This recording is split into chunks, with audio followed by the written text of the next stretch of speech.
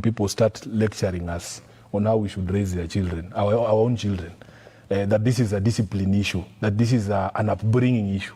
And when some of those people speak, you would think they are stellar parents, that their kids are the epitome of and yet we know some of their children. These are people who are in drug rehabilitation centers. We know their children. So when somebody stands up and says, oh, you must teach your child, you must tell your child what? Tell your child what? They need to examine what has annoyed Kenyans to the extent that people are openly wishing death to leaders. They have to examine how we got here. And the professor of law is here. As Manzo was saying, there is no law that says that in my freedom of speech, in exercising speech, I have to choose the nicest words to describe you. There is no constitutional imperative on me to be nice to you, Trevor. There is nothing like that. It is not illegal to insult someone. It is not. So people need to understand that when you are in a public space, you will be criticized. Even we are criticized. And I wish I was given an opportunity to speak in Bungoma, because I would have told William Ruto that the only thing I have in common with him is that we are both students of Raila Odinga. Raila Odinga is easily the most insulted politician in this country, if not in the world. Every single day you wake up, there are people whose entire job description is to insult Raila Odinga. He has never given us instructions to go after people, to arrest people who criticize him or who insult him on social media. It is obvious that the kids have succeeded in getting under the skin of this government. Throughout the entire program of that funeral, people were talking about social media. They're saying, oh, we need to find ways to shut down this thing.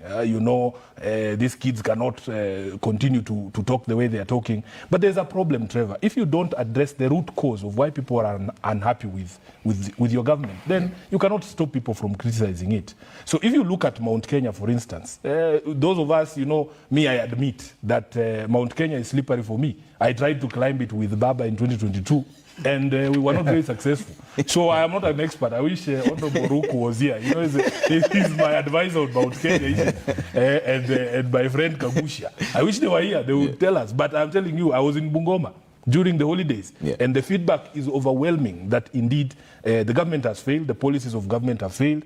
People don't see change in their lives. Life has become very difficult.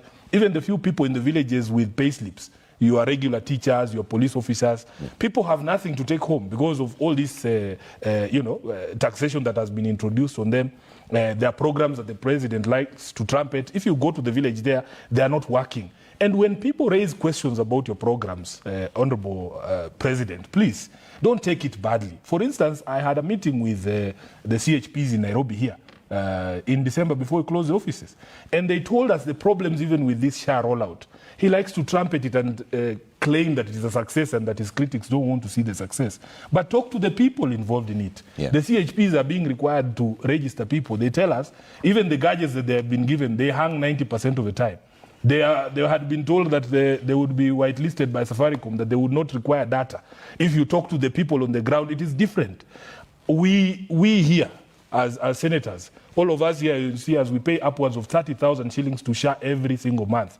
And if the argument was that, so we pay all this money to have universal health care so that people can access health care on the ground, yet we're still being called, and these MPs here can attest, we are still being called from hospitals. Yeah. People have been detained there because they registered for SHA, they are up to date with their payments, but they're still being asked to pay cash. Okay. These things are happening. So when the public raises these questions, it is not to say that, we hate the president or we want him to fail. We want him to succeed. These programs need to succeed because if universal healthcare succeeds, we have all succeeded. All right. But if there are hiccups, allow us to tell you that there are hiccups. Okay. Yeah. I became a member of an arm of government the day the people of Nairobi put me there as a senator of Nairobi. The impeachment of Gachagua was not so that we form a broad-based government. Gachagua was impeached because of gross misconduct and violation of the Constitution.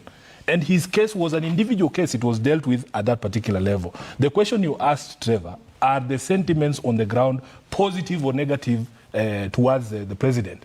And if you don't give proper feedback to the head of state, you are not helping him. If it is the people like Ojienda he's going to listen to, his goose is cooked, I can assure you. You asked him to speak. I use the road from Nakuru through Moroni. If I stop there to take a bathroom break and ask the people of Moroni about the situation on the ground in terms of the promises of this government, ask Tom Mojenda what happened to Moroni Mamboleo. Ask him. Are the people happy? The contractors are back. No, just the contractors are back on site. 3 days ago. Just write it down. 3 days ago. He's saying 3 days ago because he knows I was there over Christmas. No, 3 days ago. Stop lying to the president, my friend. The truth of the matter is things are not okay. Trevor, if you want to know the clearest indication that the people around the president have noticed that things are bad and there's very little they can do to change his fortunes prior to 2027, you listen to what they are saying. They are no longer parroting his successes or perceived successes. They are threatening to violate the constitution. When you hear people like Kamket and Sudi say that it is possible that he loses the election and refuses to leave office, that is not somebody who is clear in his mind that he is popular and that he's going to win a second term. That tells you that they are in panic. They know that they are in trouble. The only way to win a re-election, Trevor, is promises kept. The things that you told us would not happen under your administration, can they stop happening? Yeah. And I would advise the president that this year, I wish all of us as leadership in this country work on the software problems. The software is the issue, Professor Ojenda.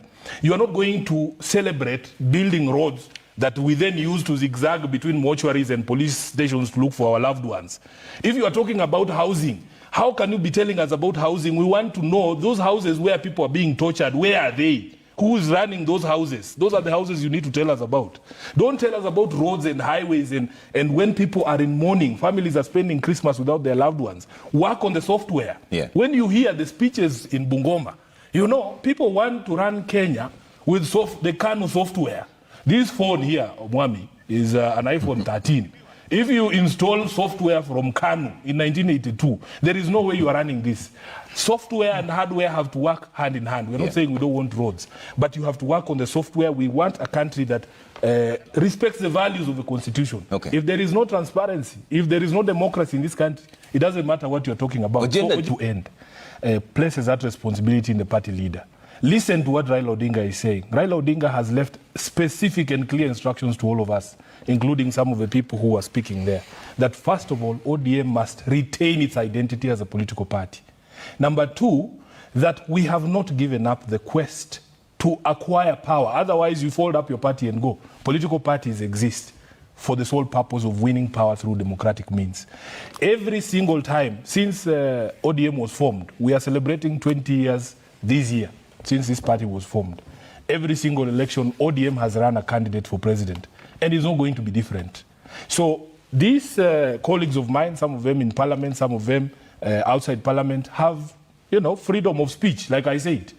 Let everybody air their views. And sometimes they want to placate the president. I remember in one of those meetings, I think it was Taita Taveta, Junet himself said, it is his mouth, it is his politics. It's fine.